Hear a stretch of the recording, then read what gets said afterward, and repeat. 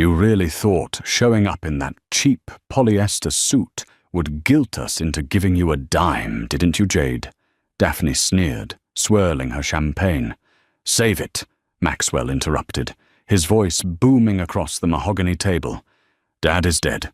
The free ride is over.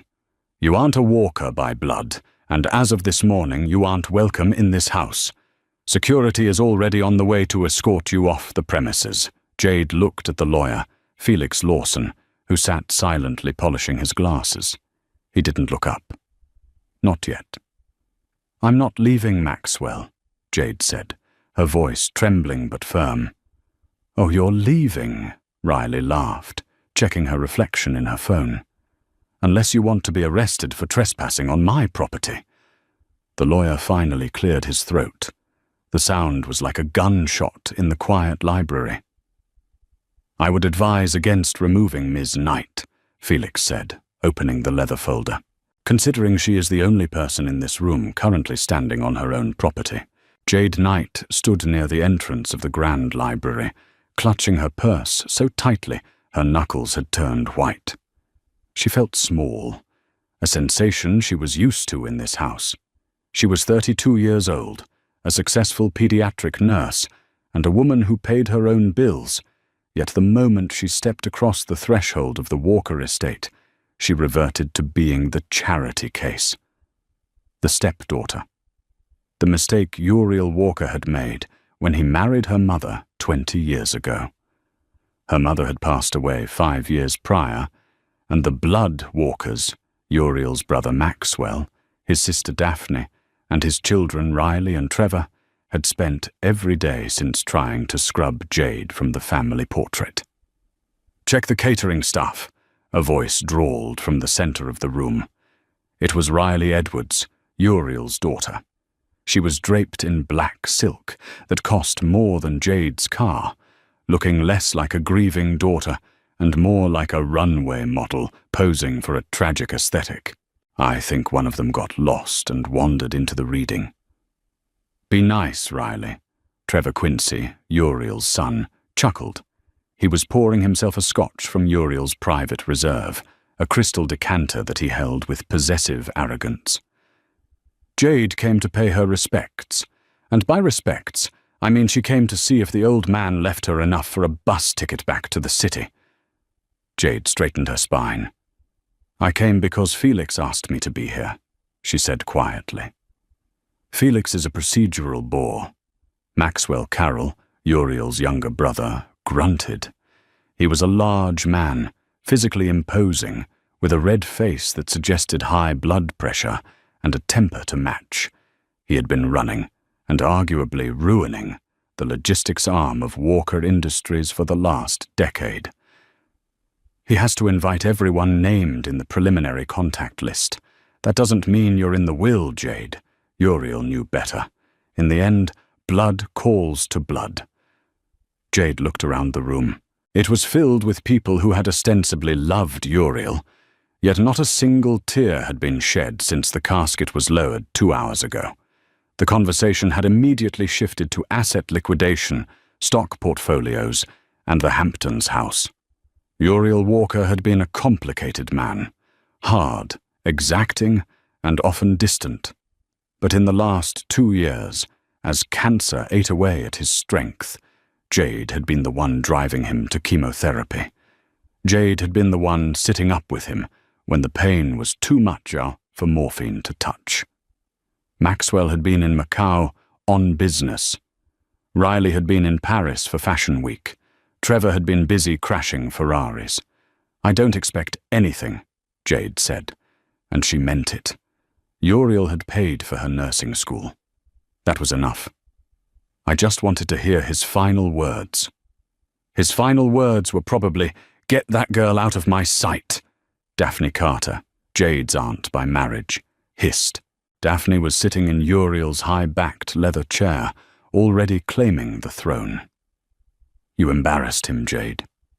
Working a blue-collar job? Wiping noses and bottoms at a hospital when you carry the Walker name? It was dignified of him to finally cut you off. I don't carry the Walker name, Jade reminded her. I kept my father's name. Exactly. Maxwell slammed his hand on the table, making the china rattle. You were never one of us. You were a pest, a leech attached to your mother, and when she died, Uriel was just too polite to scrape you off immediately. But he's gone now. The protection is gone. The double doors of the library opened with a heavy creak. The room fell silent. Felix Lawson entered. He was a man of indeterminate age, with silver hair, a bespoke charcoal suit, and eyes that missed nothing. He carried a thick leather briefcase. Behind him trailed Hope Payne, Uriel's long-time executive assistant. Hope looked exhausted, her eyes red-rimmed. The only person besides Jade who seemed to have actually cried today. "Afternoon," Felix said, his voice dry and devoid of warmth. He walked to the head of the table, glancing at Daphne until she huffed and vacated Uriel's chair. Felix sat down, placing the briefcase on the table with a deliberate thud. "Let's get this over with, Lawson," Trevor said, swirling his drink. "I have a flight to Aspen at 8. Just tell us the breakdown. I'm assuming 50% to me and Riley. Split the rest between Max and Daphne? Oh, and cut a check for the help." He gestured vaguely at Hope and Jade. Felix didn't answer. He unlocked the briefcase, the dual clicks sounding loud in the cavernous room. He pulled out a thick document bound in blue velvet. "The last will and testament of Uriel Jameson Walker," Felix announced, dated 3 days prior to his passing. 3 days? Maxwell narrowed his eyes. Wait a minute. The will on file is from 2018. I saw the draft. Mr. Walker updated his will frequently, Felix said smoothly. This is the final, legal, and binding version. Witnessed by myself and Dr. Addison Jennings, his attending physician. "Addison?" Riley scoffed. "That holistic quack? Whatever. Just read it so we can sign the papers." Jade sat in a small wooden chair against the wall, away from the main table. She felt like an intruder at a corporate merger. She caught Hope's eye. The assistant gave her a small, almost imperceptible nod. It wasn't a nod of reassurance, it was a nod of preparation. Like she was telling Jade to brace for impact. Felix Lawson adjusted his reading glasses and looked over the rims at the gathered family. Uriel was a man of precision. He requested that I read his specific remarks regarding each beneficiary before disclosing the asset allocation. He wanted there to be no ambiguity regarding his reasoning. He loved the sound of his own voice, Daphne muttered. "Get on with it." Felix began to read. "To my brother Maxwell. You have always believed that being the loudest man in the room made you the smartest. You have managed the logistics division of Walker Industries for 10 years. In that time, operating costs have risen by 40%, while productivity has dropped. You treated the company coffers as your personal piggy bank." Maxwell's face turned a shade of purple. "This is slander. I'll sue the estate." Felix ignored him and continued reading. "I am aware of the kickbacks you took from the shipping vendors in Jersey. I have the receipts. Because I do not wish to see a Walker in prison, I have sealed this evidence, provided you accept your inheritance without contest." "Which is?" Maxwell demanded, sweat beading on his forehead. "To Maxwell," Felix read, "I leave my collection of vintage naval compasses. Perhaps they will help you find a moral direction, though I doubt it." Silence stretched across the room. It was thick and heavy. Maxwell stood up, his mouth opening and closing like a fish. "Compasses? That's it? No stock? No seat on the board?" "You have been removed from the board effective this morning," Felix said calmly. "Security has already cleared your desk." Riley let out a nervous laugh. "Okay, Daddy was mad at Uncle Max. We get it. What about us?" Felix turned the page. "To my daughter, Riley. You are beautiful, charismatic, and entirely hollow. You have spent more money on handbags in the last year than most families earn in a decade. You haven't visited me in the hospital once, claiming the antiseptic smell made you nauseous. Yet, you had no trouble stomping through the mud at Glastonbury. Riley crossed her arms, her defensive shield going up. I have a brand to maintain.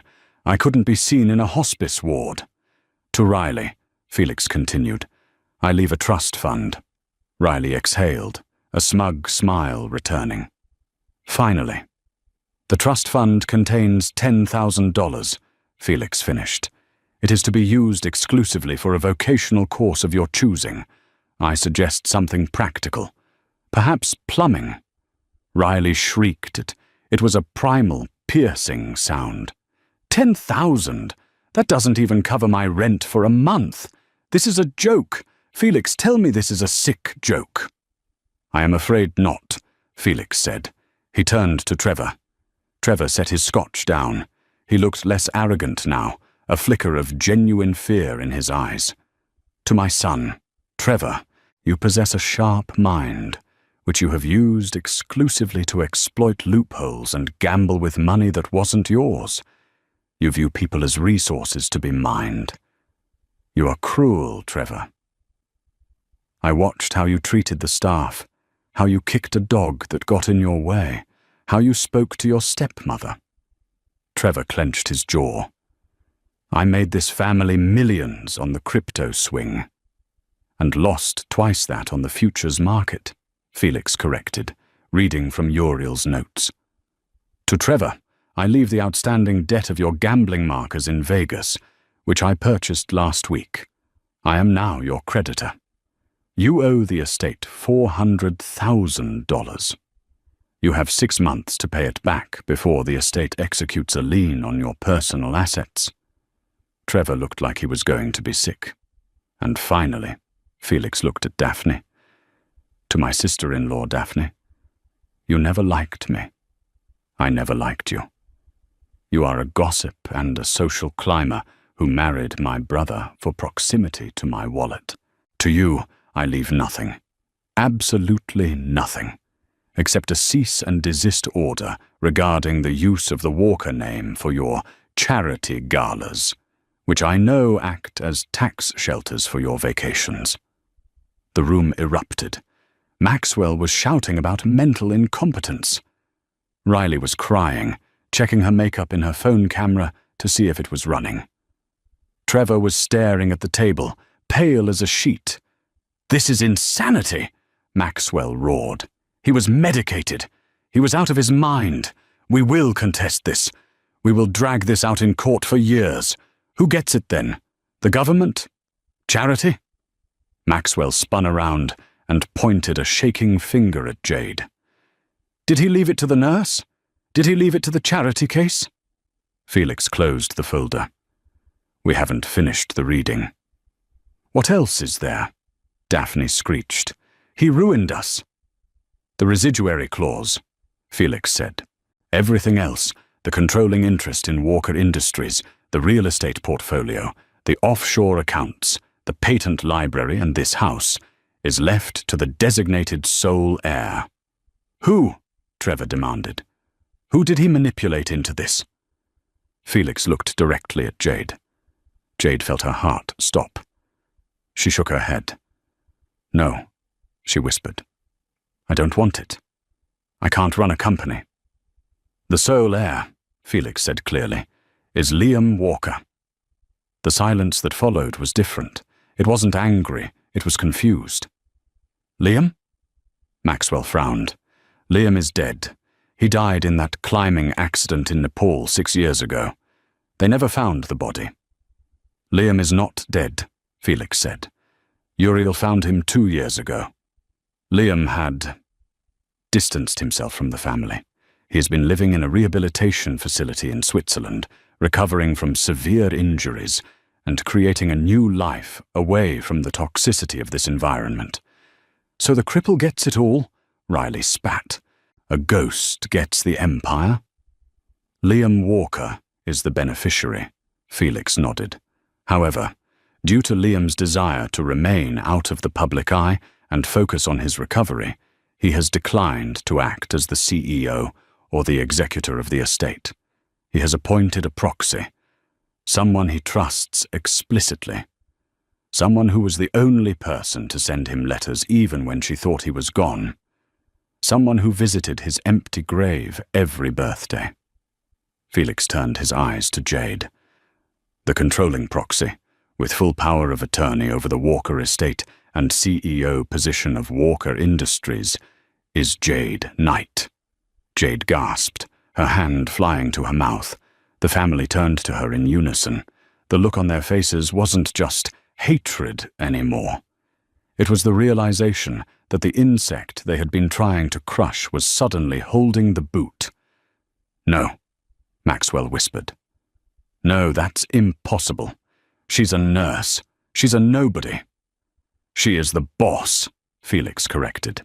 "And as the proxy for the owner, she decides who stays in this house and who works at the company." This was the moment the hook had teased.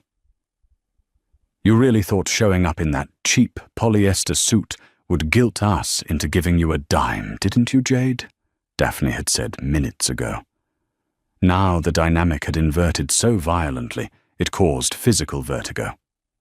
"So," Felix said, leaning back, "Jade, what are your instructions regarding the current occupants of the residence?" The atmosphere in the library shifted from shock to a dangerous, kinetic energy. Maxwell's face darkened, his large hands curling into fists at his sides.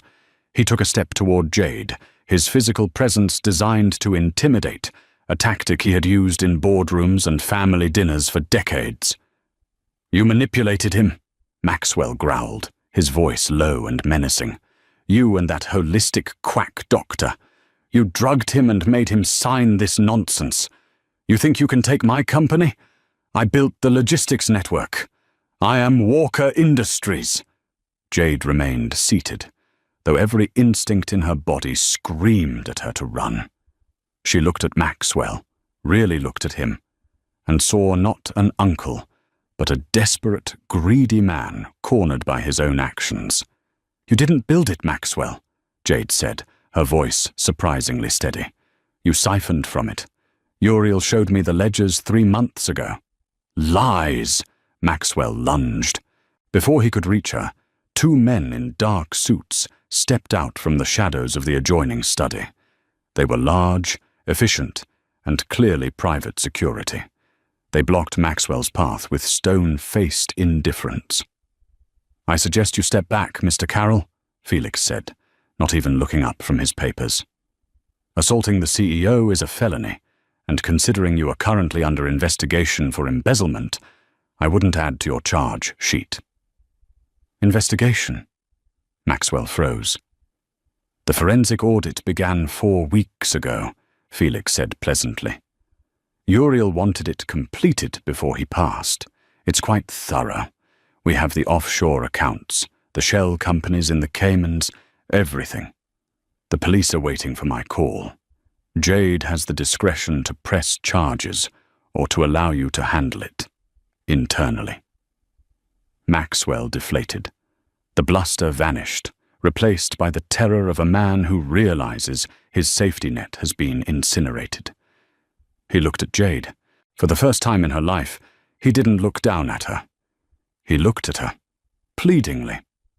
"Jade," he stammered. "Family. We're family. You wouldn't let them put me in jail. Think of the scandal." Jade stood up slowly. Her legs felt heavy, but she forced herself to walk to the head of the table. She placed her hand on the high-backed leather chair, Uriel's chair. She didn't sit in it. She just stood behind it. "Family," Jade repeated the word, tasting the bitterness of it. "When my mother was dying of breast cancer, she asked you for a loan to cover a specialist, Maxwell. You told her that bad investments don't get bailouts. She was your sister-in-law." Maxwell swallowed hard. "That was business." And this is business, Jade said. She turned to Riley. Riley was frantically typing on her phone. I'm calling my lawyers. This is fraud. You can't just kick us out. I have residency rights. I've lived here for 24 years. Actually, Felix interjected, the deed to this estate was transferred to a trust in Liam's name 2 years ago. You have been guests, and guests can be asked to leave. I have nowhere to go, Riley cried, the tears real now, fueled by panic. I leased the loft in Soho to that influencer for the year. I can't live in a hotel. You have $10,000, Jade said coldly. That should cover a few weeks at a Motel 6, or you could sell some of those handbags. You bitch, Riley screamed, lunging forward, but Trevor caught her arm. Trevor was the smartest of them, and he knew when the game was lost. He looked at Jade with calculating eyes. Okay, you won. Good play, Jade. Really.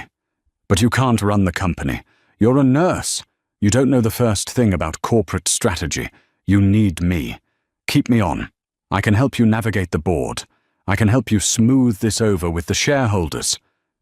The same shareholders you defrauded? Jade asked. Uriel told me about the insider trading, Trevor. The SEC is already building a file. The only reason they haven't raided your penthouse yet is because Uriel begged them to wait until after the funeral. Trevor's face went slack. So, Jade took a deep breath. She felt a strange sensation in her chest. It wasn't joy. It wasn't even satisfaction. It was just relief. The weight of 20 years of mockery, of being the help, of being the mistake, was lifting. Here is what is going to happen, Jade said, addressing the room. She channeled Uriel's sternest voice. You have 1 hour to pack your personal effects, clothes, toiletries, and personal electronics only. No jewelry, no art, no heirlooms. Security will supervise every bag. If you try to take a single silver spoon, I will have you arrested for theft. 1 hour? Daphne gasped. It will take me a week to pack my closet. Then I guess you'll leave a lot behind. Jade shrugged. After 1 hour, the locks will be changed. The gate codes will be reset. And if you ever set foot on this property again without an invitation, you will be prosecuted. You can't do this, Daphne wailed, looking to the others for support, but finding none. Maxwell was staring at the floor. Trevor was pouring another drink with shaking hands. Riley was sobbing into her designer scarf. I can, Jade said. And I am. Because this isn't my house. It's Liam's house. And unlike you, I actually care about what the owner wants. And he wants the infestation removed. Jade turned to Felix. Mr. Lawson, please ensure the security team escorts them to their vehicles. Check the trunks. With pleasure, Ms. Knight, Felix said, closing his briefcase. As the family devolved into chaos, Daphne screaming at maids, Riley throwing a vase against the wall, Maxwell slumped in a chair. Jade walked out of the library. She walked through the grand foyer, past the portrait of Uriel, and out the front door into the rain. She stood on the porch, the cold mist hitting her face. She pulled her phone out. She had one number to call, a number that had been inactive for everyone else for 6 years. She dialed. It rang twice. Hello, a voice answered. It was rough, raspy, but familiar. It's done, Liam, Jade said softly. They know. How did they take it? Liam Walker asked. About as well as you expected, Jade replied. The screaming hasn't stopped. Good, Liam said. Now the real work begins, Jade. They won't go quietly. Maxwell has friends in low places. Trevor is desperate. Watch your back. I know, Jade said, watching the security guards usher a weeping Riley out the front door. But for the first time, I'm not the one who has to be afraid. She hung up. The easy part was over. The revenge was sweet, but Uriel hadn't just left her a fortune. He had left her a war. And as Jade watched the storm clouds gather over the estate, she knew the lightning was about to strike closer to home than she ever imagined. The transition was not seamless. It was a demolition. 3 days after the reading of the will, Jade walked into the lobby of Walker Industries headquarters in Midtown Manhattan. The building was a monolith of steel and glass that scraped the sky, a physical testament to the empire Uriel Walker had built. Jade had been here only a handful of times, usually to drop off Uriel's lunch or pick up documents he had forgotten. In those instances, the receptionists had looked through her, and security had made her sign in as a visitor every single time, despite her stepdaughter status. Today, the head of security, a burly man named Miller, who had once detained her for 20 minutes because her ID was expired, was waiting at the curb to open her car door. "Good morning, Ms. Knight," Miller said, his voice tight. "Mr. Lawson is waiting for you in the executive suite." Jade stepped out of the black town car, Liam's car, feeling like an imposter in her own skin. She wore a tailored navy blazer and slacks she had bought yesterday at Macy's, terrified of spending the company's money on designer wear, even though Felix had assured her she had an unlimited clothing allowance. She didn't want to look like them. "Thank you, Miller," she said. The elevator ride to the 40th floor was silent and suffocating. When the doors opened, the atmosphere was chaotic. Phones were ringing off the hook, and staff members were huddled in hushed clusters, dispersing like roaches the moment they saw her. Felix Lawson met her in the hallway. He looked more tired than he had at the funeral. "We have a problem," Felix said, skipping the pleasantries. "Maxwell didn't just leave. He salted the earth." Jade followed him into the corner office, Uriel's office. It had been stripped. The shelves were empty. The desk was bare except for a single laptop. "What did he do?" Jade asked, placing her bag on the floor. "He deleted the vendor database for the entire Eastern Seaboard logistics network," Felix said, pinching the bridge of his nose. "And he invoked a force majeure clause in 3 of our biggest shipping contracts with Maersk and Costco, claiming the company was insolvent due to the CEO's death. He's trying to bankrupt us before you even sit down." Jade felt the blood drain from her face. "Can we undo it?" "The IT team is trying to recover the database, but the contracts, those are legal binds. If we don't renegotiate by Friday, the supply chain for our medical tech division halts. Hospitals won't get their dialysis machines. That's your department, Jade. You know what happens when those machines don't arrive." Jade closed her eyes. She pictured the pediatric ward she had worked in just last week. She pictured the waiting lists. This wasn't just numbers on a screen. Maxwell was playing with lives to spite her. "He thinks I'll fail," Jade said softly.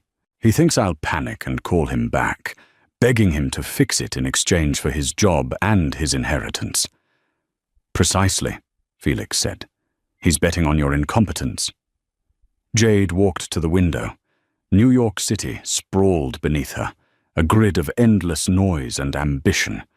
She wasn't a CEO. She was a nurse. She knew how to triage, how to insert a cannula, how to calm a terrified mother. Triage, she thought. This is just triage. "Get me the contact list for the regional directors of those hospitals," Jade said, turning back to Felix. Her voice was stronger now. "And get the legal team in here. I want to know exactly what breach of contract looks like for Maxwell. If he acted in bad faith to sabotage the company, that pierces the corporate veil, doesn't it?" Felix smiled, a rare, thin expression. "It certainly does. It opens him up to personal liability." "Good. But first, the hospitals. We need to route emergency stock from the Midwest hubs. It will cost us a fortune in expedited trucking, but we can't let the supply chain break. Do we have the cash reserves?" "We do," Felix said. "But the board won't like the expenditure. They're already calling for a vote of no confidence. They want Trevor. They think he's a visionary. Trevor is a gambler, Jade corrected. Set up a meeting with the board for tomorrow morning. I'll handle them. Right now, I need hope. Hope Payne? Felix asked. She knows where the bodies are buried, Jade said, and unlike the rest of them, she actually cared about Uriel. Bring her in. For the next 12 hours, Jade didn't sit in the leather chair. She sat on the floor with Hope, surrounded by files, mapping out shipping routes on a whiteboard with markers. They ordered pizza at 9 p.m. By 2 a.m., they had rerouted the critical supplies. It was messy, and it was expensive, but the hospitals would get their equipment. When Jade finally left the building at 3 a.m., she was exhausted, her eyes burning. She checked her phone for the first time in hours. She had 50 missed notifications, not from the company, from Instagram, Twitter, and TikTok. She opened a link sent by an old nursing school friend with the caption, "Jade, have you seen this? It's trending." It was a video thumbnail. Riley Edwards's face, tear-streaked and perfectly lit, filled the screen. The title of the video, uploaded to her channel with 2 million subscribers, read, "The Truth: How My Father Was Manipulated on His Deathbed by His Nurse." Jade felt a cold pit open in her stomach. She pressed play. "I never wanted to do this," Riley began, wiping a delicate tear from her cheek. She was sitting in what looked like a hotel room, dressed in modest grey, a stark contrast to her usual flashy attire. "But I can't stay silent while my father's legacy is destroyed." Jade watched the video from the back seat of the town car, the city lights blurring past. "My father, Uriel Walker, was a great man," Riley continued, her voice breaking theatrically. "But in his final months, he was vulnerable. He was in pain. And he was isolated. We tried to see him. God, we tried. But she wouldn't let us." A photo appeared on the screen, a blurry, out-of-context shot of Jade arguing with a security guard at the hospital months ago. "Jade Knight," Riley said the name like a curse. "My stepsister. She controlled his meds. She controlled his visitors. She told us he didn't want to see us, that he was too sick. We believed her. We trusted her because she was a nurse. But she was isolating him. She was brainwashing him. And 3 days before he died, heavily medicated, he signed a new will. A will that left everything to her and threw his own children onto the street." Riley sobbed, looking directly into the camera lens. "She evicted us today. My brother Trevor, my uncle Maxwell. We were thrown out of our childhood home in the rain. I have nowhere to go. I'm scared. But I'm more scared for the company. She's going to ruin it. She doesn't care about the employees. She just wants the money." The video cut to a clip of Trevor, looking disheveled and shaken. "It's elder abuse," Trevor said gravely. "Plain and simple. She took advantage of a dying man. We are exploring legal options, but we need your support. Don't let her get away with this." The video ended with a call to action. Justice for Walker. Jade looked at the view count, 4.5 million views in 6 hours. She scrolled to the comments. Riley Stan 99. "OMG, this is horrific. She's a monster." Crypto King Trev. "Typical gold digger. We need to find where she lives." Nurse Life. Exclude. "As a nurse, this makes me sick. Revoke her license." A truth seeker. "I found her address, posting it in the Discord." Jade dropped the phone. Her hands were shaking. It wasn't just a lie. It was a carefully constructed narrative designed to weaponize Riley's massive audience against her. They had taken the truth, Jade protecting Uriel from their neglect, and inverted it into a story of coercion. "Ms. Knight," Miller asked from the front seat, eyeing her in the rearview mirror. "We have a situation at your apartment." What? Paparazzi. And others. A crowd. I can't take you home. It's not safe. Jade looked out the window. Take me to the estate. The gates are secure there. Yes, ma'am. The drive upstate took 2 hours. Jade spent it reading the onslaught of hate. Her LinkedIn was bombarded. The hospital where she used to work had issued a statement saying they were investigating the allegations. They were erasing her. When she arrived at the estate, it was dark and empty. The silence of the house, usually oppressive, now felt like a fortress. She walked into the library, the scene of the eviction, and sat in Uriel's chair. She wanted to scream. She wanted to call Riley and beg her to stop. She wanted to quit. Ring. The landline on the desk buzzed. It was an internal line. Hello? Turn on the TV. Liam's voice came through. Liam, where are you? I'm close, he said. Turn on the TV. Channel 4. The late night live interview. Riley is on. Jade grabbed the remote and flicked the TV on. There was Riley, sitting on the plush couch of a major late-night talk show, looking fragile and brave. The host, a famous comedian known for his everyman persona, was nodding sympathetically. So she just kicked you out? The host asked. No warning? None, Riley said. She gave us an hour to pack 20 years of memories. Uncle Max he's in the hospital. The stress caused a heart event. A heart event? Jade shouted at the screen. He's probably at the Four Seasons eating a steak. We're hearing reports, the host said, leaning in, that there is a mystery beneficiary involved, a Liam Walker. But isn't he dead? Riley nodded solemnly. My brother Liam died 6 years ago. We buried an empty casket. Jade, she's using his name. She created a fake trust in his name to bypass the inheritance laws. It's sick. She's using a dead man to steal our birthright. The audience gasped. She's doubling down, Jade whispered. She's denying you're alive. She's digging a grave, Liam said on the phone, and she just fell in. What do you mean? I sent you a file, Jade. Check your secure email. Uriel installed cameras everywhere, even in the hospital room. He knew they would lie. He recorded everything. Jade opened her laptop. There was an email from Ghost. Inside was a folder labeled Receipts. She clicked the first video. It was dated 3 months ago. Uriel's hospital room. The video showed Riley entering the room. She wasn't crying. She was on her phone. Dad, are you awake? Riley asked, poking Uriel's arm. Dad, I need you to sign this transfer. I need liquidity for the Europe trip. Uriel groaned in pain. Riley. Water. Riley sighed, rolling her eyes at the ceiling. I'll get you water after you sign. Come on, don't be dramatic. Just sign the check. She forced the pen into his hand. Jade felt a wave of nausea. She clicked the next video.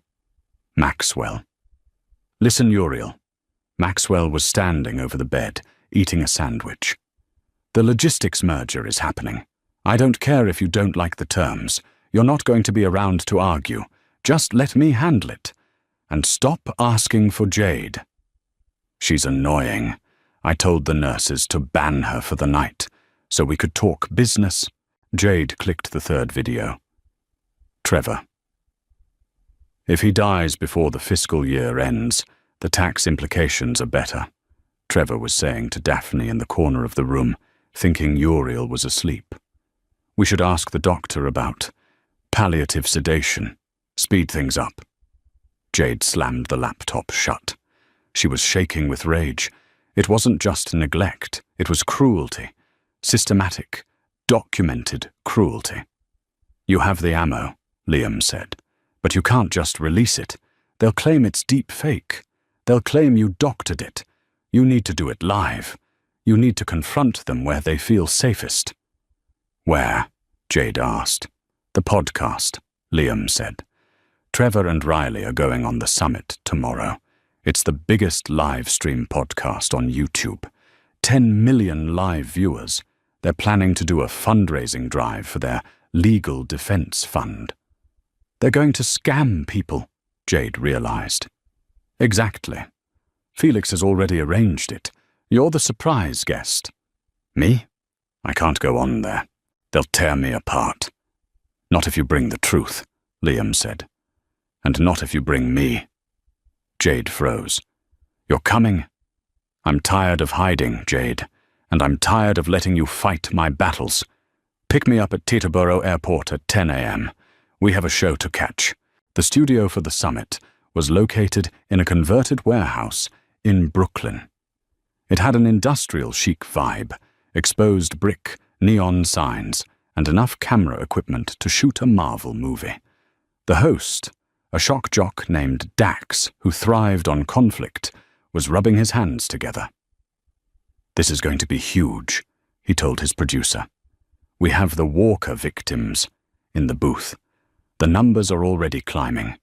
3 million waiting in the lobby. Inside the soundproof glass booth, Riley and Trevor sat wearing oversized headphones. Riley looked perfectly tragic, dabbing at dry eyes. Trevor looked stoic and misunderstood. We just want the truth, Trevor was saying into the microphone as the on-air light flickered. We want our home back. We want our father's legacy restored. And what would you say to Jade if she were watching? Dax asked. I would say... Riley paused for effect. I forgive you. Just do the right thing. Step down. Give the money to charity if you have to. Just don't steal it. Wow, Dax said. That's big of you. Powerful stuff. Well, folks, we have a surprise. We reached out to the Walker estate for comment, and we didn't expect a response. But, well, look who just walked in. The door to the studio opened. Jade Knight walked in. She wasn't wearing the polyester suit. She was wearing a sharp, white pantsuit that looked like armor. She held a tablet in her hand. Riley's face went pale. Trevor stood up, knocking his chair over. This is an ambush. We didn't agree to this. Sit down, Trev, Dax said, grinning. It's a public forum. You wanted the truth, right? Let's hear her side. Jade sat at the third microphone. She put the headphones on. She looked calm, but underneath the table, her leg was bouncing. Hello, Riley. Hello, Trevor, Jade said. You have some nerve, Riley hissed, forgetting her forgiving persona for a second. You came here to gloat? I came to return something, Jade said. You mentioned a legal defense fund, asking your subscribers for money. People want to help, Riley defended. They see the injustice. I see the injustice too, Jade said. Dax, can I plug this tablet into the HDMI feed? I have some home movies I think the audience would love. No, Trevor shouted. Cut the feed. She's going to show fake videos. If they're fake, you can disprove them, Jade said calmly. Unless you remember saying them. Dax gestured to the tech guy. Plug it in. The screens behind them flickered. The live feed, watched now by 6 million people, switched to the view of Uriel's hospital room. The audio was crisp. I'll get you water after you sign. Come on, don't be dramatic. The silence in the studio was deafening. Riley stared at the screen, her mouth open. The comment section on the side monitor was moving so fast it was a blur of colors. WTF, is that Riley? She wouldn't give him water? She looked so bored. That's taken out of context, Riley stammered. He was choking. I was trying to help. Let's watch the next one, Jade said. Trevor's voice filled the room. We should ask the doctor about palliative sedation. Speed things up. Trevor slumped in his chair. That was a mercy discussion. He was in pain. He wasn't in pain that day, Jade said. That was the day he was in remission. He was lucid. He heard you, Trevor. He pretended to be asleep because he was afraid of his own son. You illegally recorded this, Trevor shouted, pointing a finger. This is inadmissible. Actually, a new voice boomed from the studio speakers. It's my house, my room, my recording. The studio door opened again. A man walked in.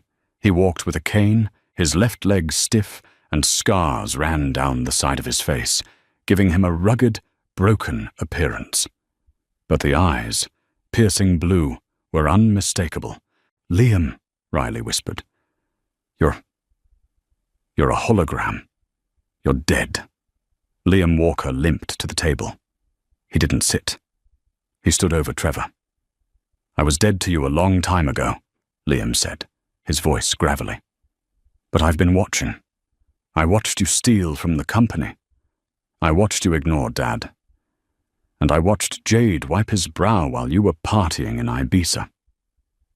Liam turned to the camera. I am Liam Walker. I am the sole beneficiary. And everything Jade Knight has done, she has done with my authority. She is the CEO. She is the family. You two? He looked at his siblings with a mixture of pity and disgust. You're just strangers with the same last name. The internet broke. The live chat froze and then exploded. Dor Liam is alive. Bor O'Reilly is over. Dor Team Jade. Chordo Karma Dax, the host, looked like he had just won the lottery. Liam, you're... Wow. So, the allegations of fraud. The only fraud here, Liam said, pointing at the donation link on the screen, is that fund. I suggest you refund every penny, Trevor, before the wire fraud charges stick. Trevor stood up, ripping his headphones off. I'm done. I'm leaving. He bolted for the door. Riley sat frozen, tears streaming down her face. Real tears this time. She looked at the monitor, watching her subscriber count drop. 1.9 million, 1.8 million, 1.5 million. It was a free fall. Jade, Riley whispered, please, turn it off. Jade looked at the woman who had tormented her for 20 years, the woman who had made her feel small, poor, and worthless. I can't, Jade said. The truth is out, Riley. You wanted to be famous? You wanted everyone to know the Walker name? Jade gestured to the camera, to the millions of people watching the real-time destruction of the Walker siblings' reputation. Now they know. Jade stood up and took Liam's arm. We're done here, Dax. They walked out of the studio, leaving Riley sobbing into the microphone as the credits rolled on her career. Outside, the rain had stopped. The air was crisp. You okay? Liam asked, leaning on his cane. Jade took a deep breath. She felt lighter than she had in years. I think so. That was intense. That was justice, Liam said. But Trevor ran, and Maxwell is still out there. A cornered rat bites the hardest.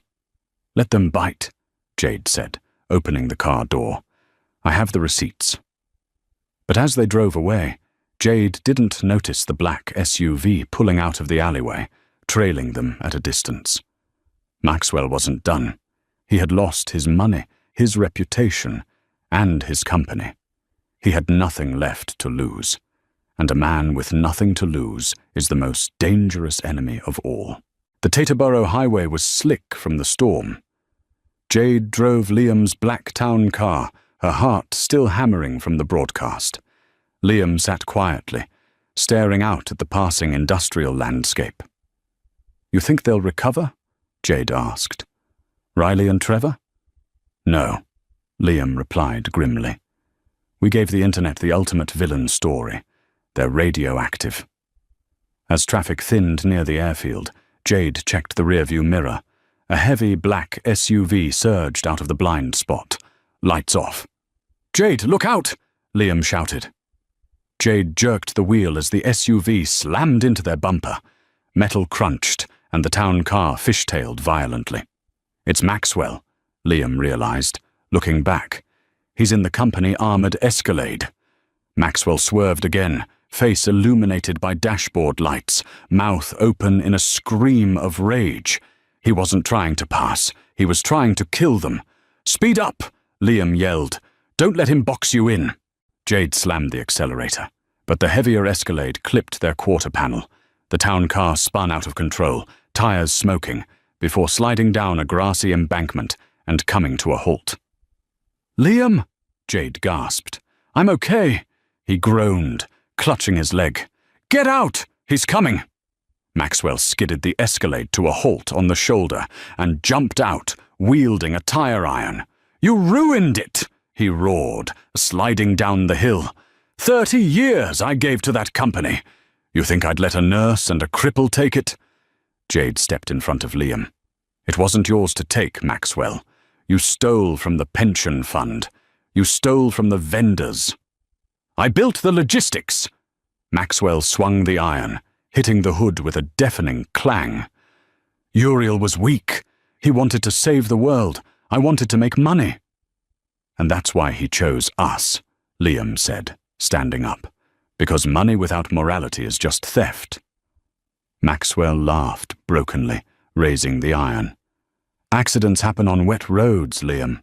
Jade didn't flinch. She held up her phone. "Premeditated murder is harder to explain, especially when security is listening." Maxwell froze. "What?" "Miller," Jade said into the speakerphone. "Did you get that?" "Loud and clear, Ms. Knight." Miller's voice crackled. "State troopers are pulling up now." Maxwell spun around as blue and red lights washed over the scene. 3 patrol cars screeched to a halt, officers pouring out with guns drawn. Defeated, Maxwell dropped the tire iron into the mud. As officers cuffed him, Jade's knees finally gave out. Liam caught her. "I told you," Liam whispered. "A cornered rat bites, but you bite back." 2 weeks later, the fear at Walker Industries had been replaced by the hum of productivity. Jade stood at the head of the obsidian conference table, wearing a simple blouse, comfortable in her authority. "The audit is complete," Jade announced to the board. Maxwell was inflating shipping costs by 15% and funneling the difference offshore. "We've recovered 60% of the assets." "That's still a hit to earnings," Mrs. Galloway noted. "We've offset it," Jade replied, bringing up a graph. "We cut the waste, Trevor's private jets, Daphne's vanity galas, and the vendor kickbacks. But more importantly, we launched Walker Care, cost-price dialysis machines for rural hospitals." She showed a collage of headlines. Walker Industries, from villain to hero. "The public was ready to hate us," Jade said. "We flipped the script. Sentiment is up 200%. Institutional investors are buying back in." The room fell silent before Galloway began to clap. The others joined in. The door opened and Liam walked in. He looked healthier, the haunted look gone. "Apologies," Liam said, walking to the head of the table. "I'm here to make a formal motion. For 2 weeks, Jade has been my proxy, but this company needs a leader, not a stand-in." He placed a document on the table. "I am retaining majority ownership to ensure family control, but I am stepping down as chair. I am appointing Jade Knight as permanent CEO." Jade turned to him, eyes wide. "Liam, we didn't discuss this." "We did," he smiled. "When you drove through a spin to save my life. You're the fighter, Jade. I'm just the ghost. All in favor?" Every hand went up. Later that evening, Jade found Hope Payne packing files. "You're staying, right, Hope?" "Try and make me leave," Hope grinned. "Although I had to kick Daphne out today. She tried to sell us her contact list." Jade laughed. "And the others?" "Maxwell was denied bail," Hope listed. "Trevor was arrested at JFK with a fake passport. And Riley. She signed the settlement. Small stipend, permanent NDA, no social media. She's working at a diner in Ohio." Jade looked out at the city skyline. They finally got what they deserved. No, Hope corrected. They got what they earned, just like you, 6 months later. The Walker estate was transformed. Heavy curtains were replaced by sunlight, and the East Wing was being converted into a pediatric research foundation. Jade sat on the patio as Liam walked up from the garden, carrying a basket of vegetables. He was walking without his cane. "Tomatoes are coming in," Liam said. "How's the Empire?" "Quiet, boring. I love it." "I got a letter from prison." "Maxwell," Liam said, sitting down. "He wants forgiveness. I sent him a compass from Dad's collection. Told him I hope he finds his way." Jade shook her head, laughing. "You're terrible." "I'm a walker," he shrugged. "But you changed the definition of the name." "I'm not a walker," Jade said firmly. "I'm Jade Knight, and that's finally enough. It's more than enough." Liam pulled a small velvet box from his pocket. Jade's breath hitched, but he laughed. "Relax, it's a pin." Inside was a golden lapel pin, the new Walker Industries logo. "The branding team wanted you to have the first one." Jade pinned it to her sweater. It felt heavy, solid. It represented responsibility and truth. "Ready to go to work?" Liam asked. "I'm ready," she said. They walked back into the house together. Partners. The vultures were gone, the storm had passed, and for the first time, the house was clean. The downfall of the Walker siblings wasn't just a news cycle, it was a reckoning. Maxwell faces 10 years for embezzlement. Trevor is awaiting trial for fraud. Riley Edwards lives in obscurity, a cautionary tale for the digital age. They thought power came from blood. They thought inheritance was a right, not a responsibility. But Jade Knight proved that true legacy isn't what you are given, it's what you build. And more importantly, how you treat people when you think you have nothing to lose. If you enjoyed this story of karma, justice, and the ultimate clapback, please hit that like button. It really helps the channel. Don't forget to subscribe and ring the bell so you never miss a story. Share this with someone who needs a reminder that the truth always wins in the end. Thanks for watching.